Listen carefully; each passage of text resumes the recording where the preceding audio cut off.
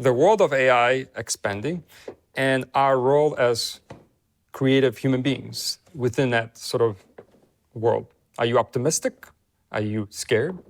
Now, of course, I believe it's better to make things on film and do it manually for real, but there are people who want to make sci-fi films, like a Star Wars film, but they will be able to access these tools in order to make their own film and have fun on that. So I do see that coming into play.